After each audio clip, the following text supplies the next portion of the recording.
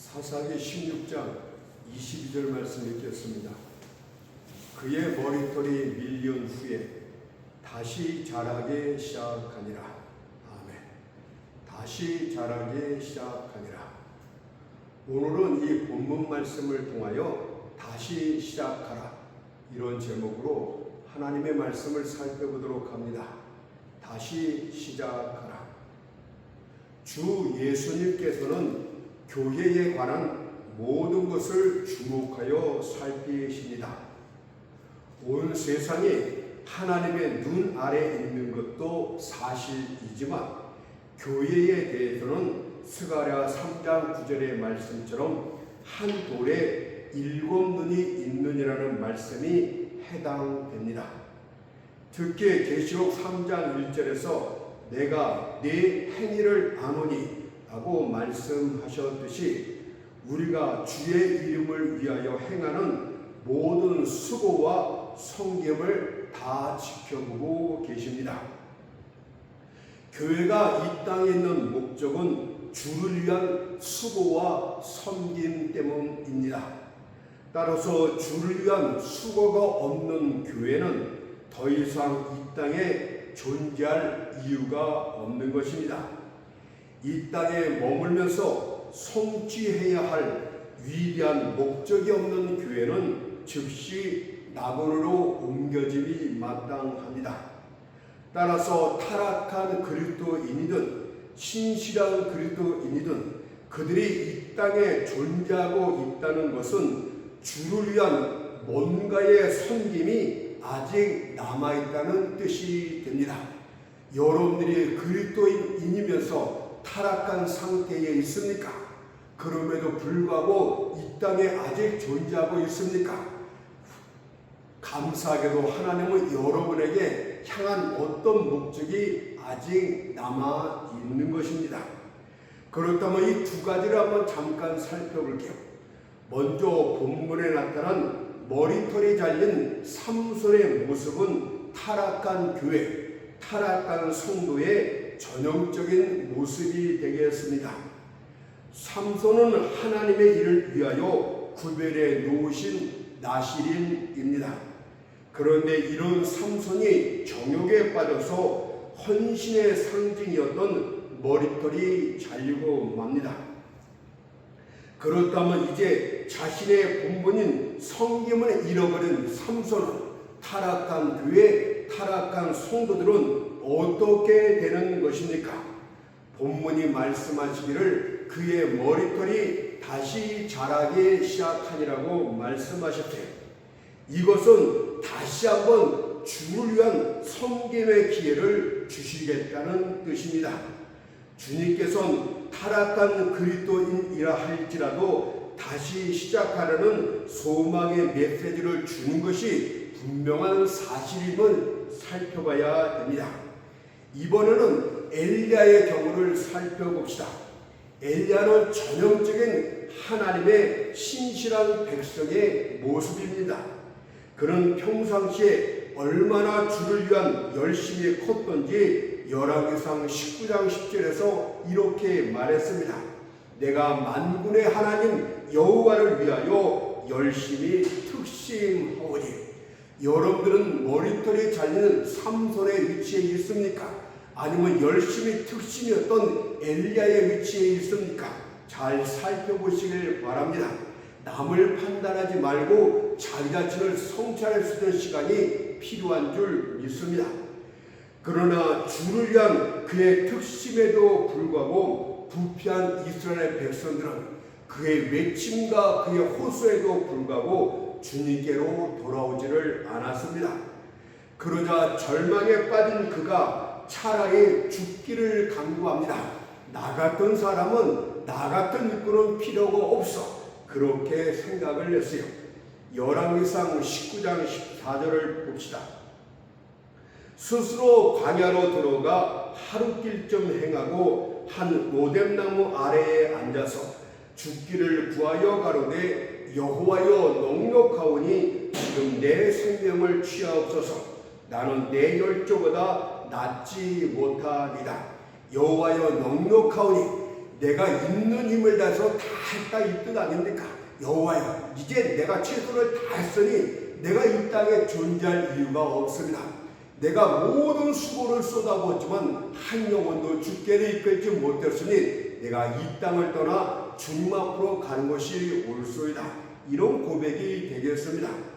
그렇다면 신실한 하나님의 종 엘리야의 결국은 어떻게 되는 것입니까? 타락한 그리스도인에게도 다시 시작하려는 소망을 주셨듯이 신실한 그리스도인에게는 더 큰 소망이 있는 줄로 믿습니다. 그 소망의 기준은 소망 자체는 똑같을지 모르겠지만 타락한 그리스도인과 신실한 그리스도인의 소망의 크기는 비할 바가 못 되는 줄 믿습니다. 하나님께서는 엘리야의 절망적인 상황을 오히려 전환점으로 하여서 이전과는 비교조차 할 수 없는 위대한 하나님의 일을 맡기십니다. 이제 엘리야는 다시 일어나서 선지학교를 세워야 되고 엘리사를 비롯한 다른 선지생들을 가르치고 훈련시킬 막강한 사명을 감당하게 됩니다. 또한 이스라엘을 아람 나라의 침입으로부터 구원해내는 사명도 주어지게 됩니다. 엘리야를 위대한 이스라엘을 구원하기 위한 민족적 선지자로 하나님이 세우셨다는 뜻입니다. 그런데 어찌 죽을 수 있단 말입니까? 그는 반드시 다시 일어나서 민족적인 선지자로서 위태함에 빠진 이스라엘을 건져내야 되는 줄로 믿습니다. 이처럼 다시라는 소망의 기회는 타락한 하나님의 백성이든 신실한 하나님의 백성이든 모두에게 적용되는 메시지가 되겠습니다. 오늘날 한국교회를 보게 되면 주를 위한 수고를 전혀 하지 않는 머리털이 잘린 삼손과 똑같습니다. 수고란 무엇입니까? 많은 힘을 내어서 일한다는 뜻 아닙니까? 중요성을 갖고서 일한다는 뜻 아닙니까? 그러나 오늘날 성도들은 중요성에서 가장 꼴찌, 가장 꼬레비로 자기 자신이 할 거 다 하고 할 게 없으면 그때 마저 못하는 것이 주의 일 아닙니까? 많은 힘을 낸다고요? 천만의 말입니다. 자기 자신의 있는 힘은 자기 욕심을 내서 다 내고 그 나머지 힘을 잠깐 낼까? 이 정도 아니겠습니까? 수고하라는 단어 자체를 쓰기에 부끄러울 정도입니다. 오늘날 교인들은 자기가 수고라는 것이 무엇인지 아십니까? 저는 이 얘기를 자주 듣는데 집에서부터 교회까지 설교 들으러 가는 것이 그가 한 대단한 수고 중에 하나라고 이야기를 합니다. 그것이 대단한 수고래요. 게다가 이들이 드리는 예물은 어떻습니까? 자신이 이것저것 다 쓰다 남은 찌꺼기만 갖다 주는 정도가 이들이 하는 일 아닙니까? 과연 이것이 수고입니까? 과연 이것이 헌신입니까? 이들은 헌신의 머리털이 잘린 삼손과 똑같습니다. 이들은 요한일서 5장 19절에서 온 세상은 악한 자 안에 처하여 있거라는 말씀에 접할 때에 유감스럽다는 말들을 합니다. 그래, 세상은 악한 자들이 지금 점령하고 있어. 이렇게 유감스럽게 안타깝게 생각을 하고 말들을 합니다. 그러나 정작 그들의 수고를 보세요. 그런 일들에서 밤잠을 설친 적이 있었습니까? 한 번도 없잖아요. 소화를 못 시킨 적이 있었습니까? 잘 먹잖아요. 또한 평안을 잃어버린 적이 있습니까? 여러분들은 항상 흥청망청 즐거워하고 있지 않습니까? 그런 일은 절대 없어요. 이들은 마치 운동장에 서서 자기 주위에 작은 원을 그리고 자기만을 위한 삶을 살아갈 뿐입니다. 그것이 전부 아닙니까? 오늘날 한국교회의 교인들은 한마디로 머리털이 잘린 삼손, 정확하게 하면 타락하고 부패한 자들, 이렇게 말하는 것이 옳습니다. 그러면 설교자들은 어떻습니까? 과연 오늘날 이 시대에 이 땅에 신실하고 열정적인 설교자들이 차고 있는 강단이 어디란 말입니까? 과거에 자칭 유명했던 목사들이 하는 말들을 보면 가관이 아니에요. 그들은 차갑고 몸이 건조하며 열정 없는 말들만 늘어놓습니다. 그리스도의 나라가 잘하든 망하든 아무것도 아닌 것처럼 여깁니다. 자기 교회, 자기 주식회사만 잘 되면 그뿐이지 다른 거는 관심도 없어요. 차지도 덥지도 않은 미지근한 적당주의 목회가 만연한 상태 아닙니까? 복음 전도의 날개를 접은 채 날아가지를 않습니다. 과연 그가 주를 위해서 수고한다고 말할 수가 있습니까? 다만 주님께서는 이런 설교자들에게 이렇게 책망을 합니다. 계시록 3장 16절의 말씀처럼 내가 이같이 미지근하여 더욱지도 아니하고 차지도 아니하니 내 입에서 너를 토하여 내치라. 제가 10차례에 참석하면서 항상 기억나는 거 하나는 2달에 한 번씩 항상 제주도로 놀러간다, 강원도로 놀러간다, 무엇을 먹자 이런 거 위에는 관심이 없어요. 목사들이 도대체가 심각하지 않습니까? 한마디로 오늘날 한국교회는 목회자로부터 시작해서 밑에 초신자에 이르기까지 수고와 섬김을 잃어버린 머리털이 잘려버린 삼손과 똑같습니다. 삼손은 나면서부터 이스라엘의 전사로 구별된 사람들이다. 여러분들이 다 구별된 하나님의 백성들 아닙니까? 그는 나시인으로서 블레셋, 즉 세상을 때려부술 망치로 부르심을 받은 사람들이야. 이 흑암한 세상 가운데서 빛의 역할을 감당해야 될 자들이 여러분이고, 부패한 세상에서 소금의 역할을 감당해야 될 자들이 여러분이지만 같이 썩고 같이 어둡지 않습니까? 나시리는 머리털을 잘라선 안 돼요. 이 땅에 여러분을 남겨놓은 목적은 주님을 위해서, 주의 일을 위해서 섬김과 수고를 하면서 잠깐 남겨둔 것 뿐인데 그 목적을 잊어버리다니 머리털이 잘린 것입니다. 머리털은 하나님에 대한 헌신의 표시로서 그의 비상한 힘도 바로 머리털부터 나왔다고 합니다. 사사기 13장 5절을 보니까 보라 내가 잉태하여 아들을 낳으리니 그 머리에 삭도를 대지 마라. 이 아이는 태에서 나옴으로부터 하나님께 바치운 나시린이 됨이라. 그가 블레셋 사람의 손에서 이스라엘을 구원하기 시작하냐. 정치적인 싸움에 끼어든 사꾼 목자들은 수두룩하지만 하나님의 나라를 위해서 세상과 싸우는 목회자는 도대체 어디 있단 말입니까? 머리털은 힘이 나오는 뼈와 근육이 아닙니다. 머리털은 힘과는 전혀 상관이 없는 신체 부분입니다. 그런데 그의 가공할 만한 삼손의 막강한 힘이 머리털에서부터 나왔다는 것은 그 힘이 육체의 힘이 아니라 성령의 능력, 하늘의 힘이었다는 것을 우리에게 암시해주고 있지 않습니까? 그럼에도 불구하고 오늘날 한국교회를 보면 목회자를 청빙할 때 아주 우습습니다. 신문에 나타난 광고, 청빙 광고를 보면 아주 가관입니다. 그가 어느 대학을 나왔느냐, 학벌은 어땠느냐, 언변은 뛰어나느냐, 어디에 속해 있느냐, 이런 인간 잣대로서 청빙을 합니다. 그 강력한 힘이, 삼손의 막강한 힘이 바로 머리털, 하나님께로부터 나왔고 성령 충만으로부터 나왔는데 인간적인 지식, 인간적인 언변력을 통해서 목회자를 구하고 있습니다. 그러니 여러분들, 삼손이 이런 엉뚱한 삼손 아닌 삼손을 선출하겠으니 그가 한국교회가 어떻게 되겠습니까? 여기도 가짜 삼손, 저기도 가짜 삼손, 온통 가짜 삼손, 오히려 머리카락을 자르고 핸섬한 상태, 아주 깨끗한 용모 단정한 삼손들을 원하고 있는 교회를 볼 때 오늘날 한국교회가 이 지경에까지 이르게 된 것은, 세상을 향해서 아무 힘도 못 쓰게 된 것은 바로 여기부터 출발하고 있다는 것을 믿어야 되는 줄로 믿습니다. 그렇다면 교회들은 왜 그런 목회자를 택합니까?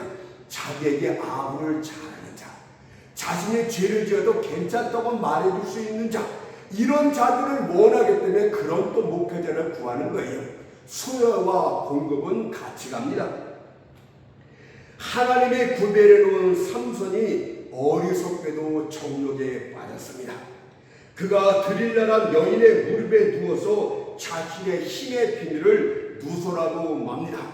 그러자 그의 힘의 근원을 알게 된 블레셋 방배들이 드릴라 여인의 무릎에 머리를 대고 있던 삼손의 머리카락을 잘랐습니다. 정강 목사인지 그게 목사입니까? 걔가 하는 말을 보니까 자기는 자기 교회가 한국에서 제일 헌금이 많이 나온다고 자랑해요. 미친놈이. 그러나 어리석게도 삼손은 자기 머리카락이 잘린 사실조차도 깨닫지 못하고 블레셋 군사들이 접근해 오자 자기들이 자기가 이겨나 그들과 싸우겠다고 말합니다. 사사기 16장 20절을 보니까 삼손이 잠을 깨며 이르기를 내가 전가같이 나가서 몸을 떨치리라 하여도 여호와께서 이미 자기를 떠나신 줄을 깨닫지 못하였더라. 아유, 정강호세가 뒤에 또 똥강아지들이 뭐 장경동이요? 그런 게 똥강아지들이 또 쫓아다니고 보면 참, 아이고, 참 돈 벌려면 세상에 나가서 할 것이지. 오늘날 한국교회가 그렇지 않습니까? 하나님의 능력이 떠났음에도 불구하고, 성령이 떠났음에도 불구하고 자신이 예전처럼 힘을 쓸 수 있다고 착각하고 있지 않습니까? 참으로 어리석은 교회들입니다. 머리털이 잘린 것도 알지 못하고 힘이 떠난 것도 알지 못하는 이 무지한 교회들이 지금 수두룩합니다. 분별력이 조금이라도 있다면 교회의 성소 벽 위에 이가, 즉 하나님의 영광이 교회를 떠났던 사무엘상 4장 21절의 글귀를 보게 될 줄 믿습니다. 그러나 어리석고 불쌍한 한국교회들, 지금은 예전처럼 힘쓸 때가 아니고 자신의 타락을 철저히 회개할 때입니다. 삼손은 자신의 힘이 사라지고 보통 사람처럼 된 것을 발견하고 깜짝 놀랐습니다. 여러분이 깜짝 놀랐으면 좋겠어요. 교회 목회자들이 깜짝 놀랐으면 좋겠어요. 소리만 크게 지르면 성령 역사한 것처럼 착각하고 있는데, 여러분들이 성령에 따른 보통 사람과 똑같은 그런 존재라는 것을 제발 깨달아야 그 다음 회개가 있지 않겠습니까? 그러나 그들은 아직도 못 깨달아요. 더 이상 힘을 쓸 수 없는 삼손은 블레셋 방백들에게 사로잡히고 맙니다. 그들이 어떻게 하는지 아십니까? 삼손의 두 눈을 후벼파 뽑았습니다. 그리고 그를 연자 맷돌에 묶었습니다. 짐승처럼 돌리게 하며 채찍질을 가했습니다. 오호 통제라, 하나님의 교회가 세상 더러운 발에 짓밟히다니 이 얼마나 기가 막힐 일이란 말입니까? 그러나 여러분들, 소망의 메시지가 이런 타락한 교회와 성도들에게, 저는 소망의 메시지를 이들에게 주고 싶지 않은데 제 뜻이 아니에요. 성경에 하나님께서 소망의 메시지를 줍니다. 사사기 16장 22절을 보니까 그의 머리털이 밀리언 후에 다시 자라기 시작하리라. 따라서 우리는 이 본문 말씀을, 다시라는 본문 말씀에 나타난 다시라는 소망을 두 가지 상황에 맞춰 적용시켜 보는 시간을 갖도록 하겠습니다. 첫째는 타락한 교회와 성도들을 향한 다시에 대해서 살펴보고, 두 번째는 신실한 교회와 성도를 향한 다시에 대해서 살펴보도록 하겠습니다. 첫 번째로 타락한 교회와 성도를 향한 다시에 대해서 말씀드리도록 하겠습니다. 사사기 16장 22절을 보니까 그의 머리털이 밀리언 후에 다시 자라기 시작하리라. 한때는 이스라엘 전세했던 삼손이 이제는 원수의 조롱거리가 되었습니다. 사자를 염소새끼 찢듯이 찢어 죽였던 그 삼손, 원수들이 그를 도성에 가뒀을 때 도성 성문을 통째로 뜯어 어깨에 메고 갔던 그 삼손, 나귀턱뼈 하나로 블레셋 군사 1,000명을 때려 죽였던 그 삼손이 지금은 두 눈이 뽑힌 채 보통 사람이 되어서 연자 맷돌에 묶인 채 채찍을 맞으며 맷돌을 돌리고 있습니다. 이는 하나님의 교회나 성도가 타락하였을 때 얼마나 많은 손실을 겪으며 얼마나 많은 고통을 겪으며 얼마나 많은 수치와 모욕을 당하게 되는지를 가르쳐주는 좋은 예라고 할 수 있겠습니다. 그런데 삼손의 밀리운 머리들이 조금씩 자라기 시작했습니다. 이는 점진적인 회복을 말씀하고 있지 않습니까?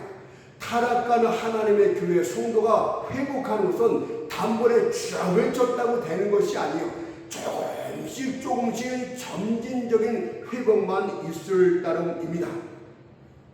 세상은 온갖 유혹이나 협박으로 삼손의 머리털을 짧게 자를 수 있을 만큼 아주 짧게 잘랐어요.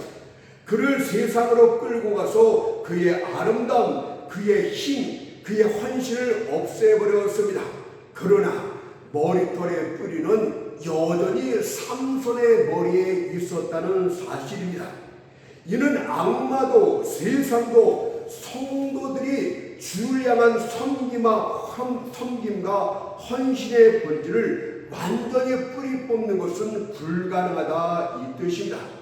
만약 이것이 가능했다면, 그래서 다시 타락한 성도라는 자가 다시 주를 섬기지 않았다면 그는 처음부터 진짜 그리스도인이 아닙니다. 진짜 그리스도인과 가짜 그리스도인의 차이가 뭔지 아십니까? 그들이 타락했을 때 명목상 그리스도인들은 다시 주를 섬기지를 않습니다. 그러나 진짜 거듭난 그리스도인들은 타락한 후에도 조금씩 머리카락이 자라면서 주를 향한 섬김이 조금씩 회복되어 갑니다. 그 회복이 머리털이 조금씩 자라는 것이 어떤 상태인가를 보세요. 그런 세상에 나가세요.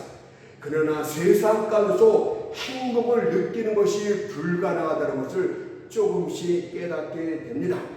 비록 세상으로 들어갔을지라도 마음속으로는 참 내가 비참하다, 그리고 불안한 감정이 계속 마음에서 일어나기 시작을 합니다. 이것이 머리털이 자라나는 증상이에요. 깊은 우울증과 깊은 낙담에 또한 빠지게 되고 마음속에선 밤낮 자신을 괴롭히는 뭔가가 있다는 것을 깨닫게 됩니다. 또한 타락으로 인해서 주를 위한 믿음이 완전히 없어졌다고 생각하고 있는데 마음속 깊은 곳에 주를 의지하는 믿음이 여전히 존재하는 것도 본인이 느끼기 시작을 합니다. 마침내 그런 이런 고백을 하게 됩니다. 호세아 2장 7절의 말씀처럼 내가 본 남편에게로 돌아가리니 그때의 내 형편이 지금보다 나았습니다. 그들은 갈등과 불안과 낙심과 허무함을 느끼면서 또 마음에 믿음이 있다는 것도 느끼면서 내가 본 남편 예수께로 돌아가는 것이 낫겠다. 그들이 마음의 결정을 내리게 된다. 이것이 성령이 존재하는 거듭난 성도의 바른 자세가 됩니다. 그러나 타락한다면 여전히 계속적으로 세상으로 나간다면 그는 처음부터 거듭난 그리스도인이 아니었어요. 거듭 말씀드리건대 명목상 그리스도인이 아닌 진짜 그리스도인들은 죄 가운데서 절대로 안식과 평안을 느낄 수가 없게 됩니다. 얼마의 시간이 흐른 뒤엔 자신의 매우 볼품없고 혐오스럽게 변한 모습을 보면서 안 되겠어, 더 이상 이런 모습으로 살아갈 수가 없어. 내가 범죄 길을 가보았지만 그 길은 가면 갈수록 고통스럽고 괴롭기만 해. 죄악의 쾌락성은 아무것도 없었어. 세상의 잔들은 모두 거품뿐이고 세상의 떡은 밀기울에 지나지 않아. 이제 나는 더 이상 견딜 수 없어 내 남편 주께로 내 아버지 하나님께로 다시 돌아가리라. 이런 결정이 반드시 나오게 됩니다. 이것이 머리털이 다시 자라기 시작하리라, 이 뜻입니다. 그러면서 그는 하나님이여 죄인 나에게 긍휼을 베풀어 주옵소서, 나의 죄를 용서해달라고 울고불고 하면서 회개를 시작합니다. 그리고 성경도 펼쳐봅니다. 과거에 자신의 마음을 빼앗았던 시편 말씀들을, 감미로운 말씀들을 읽어보고 생각해 봅니다. 과거 자신에게 예수 그리스도를 계시해 줬던 성경 기도들을 보며 눈물을 흘리기도 합니다. 그러던 어느 날 블레셋 사람들이 삼손을 다곤 신전으로 끌고 가 기둥에 묶어두고 그로 제지를 부리게 합니다. 사사기 16장 25절 보니까 그들이 마음이 즐거울 때 이르되 삼손을 불러다가 우리를 위하여 제지를 부리게 하자 하고 옥에서 삼손을 불러내어 삼손이 그들을 위하여 제지를 부리느니라. 삼손이 당한 멸시와 비참함이 얼마나 큰지를 보여주고 있는 것 아닙니까? 타락한 하나님의 성도들, 세상 가면서 이런 재롱 떨면서 먹고 살아 비기루한 지경에까지 이르게 된다는 것을 잊지 맙시다. 눈먼 삼손이 자신의 손을 붙든 소년에게 신전에 버틴 기둥으로 자신을 인도해달라고 말했습니다. 그리고 두 기둥을 각각의 손으로 껴안으로 이렇게 부르짖어 마지막 기도를 합니다. 사사기 16장 28절에 보니까 주 여호와여 구하옵노니 나를 생각하옵소서, 하나님이여 구하옵노니 이번만 나로 강하게 하사 블레셋 사람이 나의 두 눈을 뺀 원수를 단번에 갖게 하옵소서. 그러므로 힘을 다해서 몸을 굽히자 신전이 무너졌고 그로 인하여 그 안에 있던 3,000명의 블레셋 사람과 삼손 자신까지 함께 죽고 맙니다. 여러분들, 이때 삼손의 모습은 어떻을까요? 머리털은 텁텁하게 자랐을 것이고 헌신을 많이 회복한 상태였을 것이고 이전처럼 힘을 쓸 수 있었던 상태였을 줄로 믿습니다. 그러나 삼손의 본래 모습은 다시 돌아오지 않았습니다. 그는 여전히 두 눈을 잃어버린 채 힘을 썼지만 아주 잠깐뿐이었습니다. 잘 들으세요. 여러분들이 타락 후에 주님 앞에 다시 돌아오지만 다시 쓰임받을 때를 여기서 답을 가르쳐 줍니다. 단지 꺼져가는 촛불의 깜빡임에 불과할 뿐 이전과 같던 이스라엘의 소망의 등불은 되지를 못했습니다. 이런 사실을 통해서 우리가 얻을 수 있는 교훈 두 가지가 있습니다. 과거에 하나님께 유용하게 쓰임받았던 종이 있습니까? 그러나 타락한 후에 다시 주께 돌아왔습니까? 안타깝게도 그는 이전처럼 모든 것이 절대 회복되지는 않습니다. 쓰임 받는다고 해도 아주 잠깐 동안만, 아주 일시적 이해는 더 이상 교회에 등불이 되지 못하고 사라지게 될 것입니다. 이전에 한국교회는 또 어떻습니까? 왕성한 부흥을 했습니다. 모든 것이 풍족하고 힘을 갖게 되자 교회는 성령 대신에 집단적인 힘을 의지했습니다. 그로 인하여 교회는 머리털이 잘린 꼴상 사나운 삼손이 되고 말았어요. 하나님이 한국교회를 다시 회복시킬 것입니다. 오늘 말씀의 의장. 그러나 비록 그럴지라도 한국교회는 이전에 있었던 이 땅에서의 교회복은 다시 이 땅에서 일어나지 않습니다. 사람들은 성경 진리를 모르고 일단 옛날의 부흥으로 다시 갈 수 있을 것이라고 말하는데요, 성경의 비유와 성경의 말씀을 보니까 그들은 절대 옛날 교회 부흥은 이 땅에 이제 존재하지를 않습니다.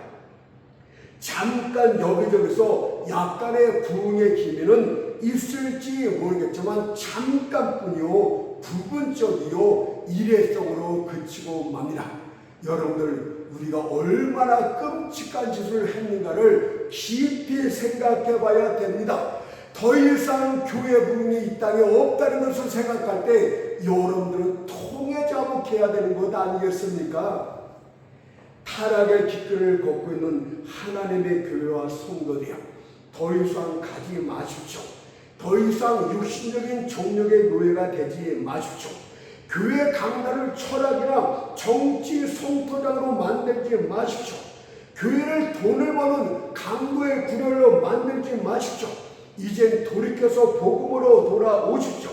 성도는 결코 세상에서 기쁨을 얻지 못할 것이며 세상에 짓밟히고 그들 앞으로 재주나 뿌리는 비참한 존재로 전락할 것이기 때문에 어서 주께 돌아오는 것이 그나마 은혜인 줄 믿습니다. 두 번째로는 신실한 성도들을 향한 다시에 대해서 말씀을 드리겠습니다. 만일 타락한 교회, 타락한 그리스도인들에 대해서 다시라는 소망을 주셨다면 신실한 교회와 성도들에 대해서는 더더욱 그럴 것입니다. 주님께서 마태복음 6장 30절에서 하물며 너희일까 보자, 이 말씀이 그 해답 아니겠습니까? 이것은 무슨 뜻입니까? 하물며 너희일까 보냐. 이 말은 타락한 자들도 내가 다시 일으켜 주는데 하물며 너희일까 보냐. 나를 버린 자들도 내가 다시 사용하였는데 하물며 너희일까 보냐.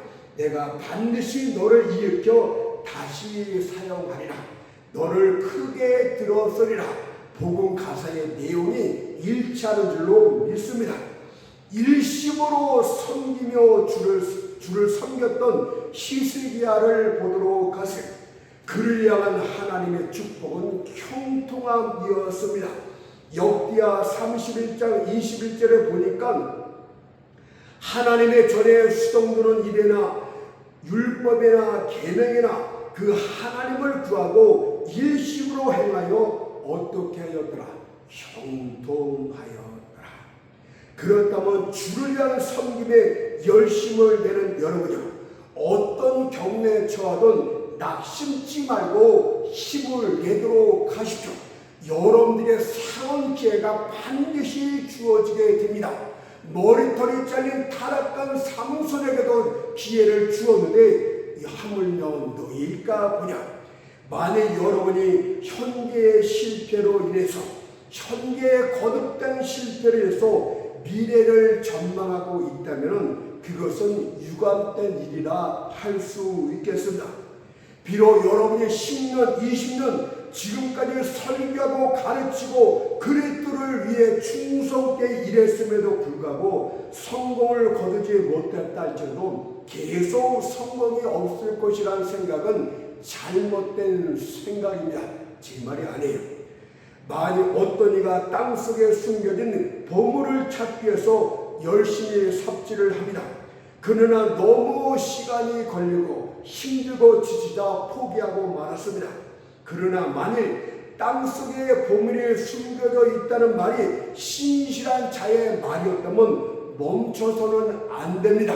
신실한 주님이 하신 약속이라면 절대 멈춰서는 안 됩니다.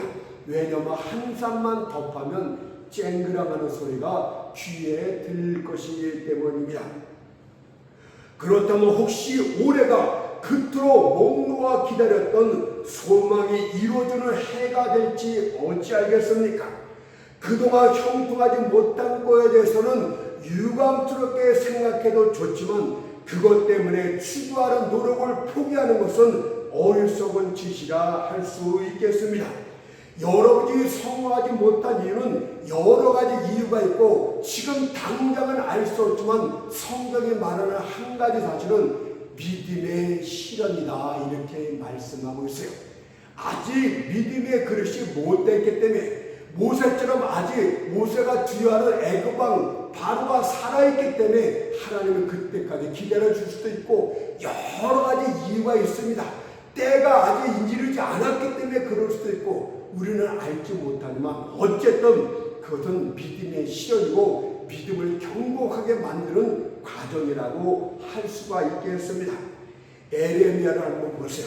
그가 패역한 이스라엘 백성들을 죽게 돌이키기 위하여 밤낮 외쳤고 온갖 고난과 수모를 겪으면서 눈물로 호소했던 눈물의 선자가 에레미야였습니다. 에레미야가 슬픔의 노래 아닙니까? 얼마나 영원 구원하는데 슬픈 마음을 갖고 눈물을 쏟았는지. 그런데요, 어느 누구도 마음이 녹지를 않았습니다. 그러다 그는 절망하며 내게 화루다 하고 탄식하며 이렇게 고백합니다. 에레미야 9장 1절을 보세요. 어쩌면 내 머리는 물이 되고 내 눈은 눈물 근원이 될고 그렇게 하면 사육당한 내 백성을 위하여 주야로 고급하리로다. 여러분들 영혼에서 눈물을 이렇게 뿌려보지 않았지 않습니까? 에레미야는 매일같이 눈물을 뿌려서도 한 명도 돌이키지 못했는데 여러분들 자기 자신 한번 비교해 봅시다. 한 명도 구원치 못했던 노아의 사역도 마찬가지예요. 그는 하나님의 지시에 따라서 방주를 짓는 과정 120여 년 동안 심판의 메시지를 전했던 외로운 설교자였습니다. 하지만 구원의 방주로 돌아왔던 자는 자기 가족 외에는 단 한 명도 없었어요. 이것은 인간적인 판단력으로 볼 때는 서투른 설교자다 이렇게 평할 수가 있겠습니다.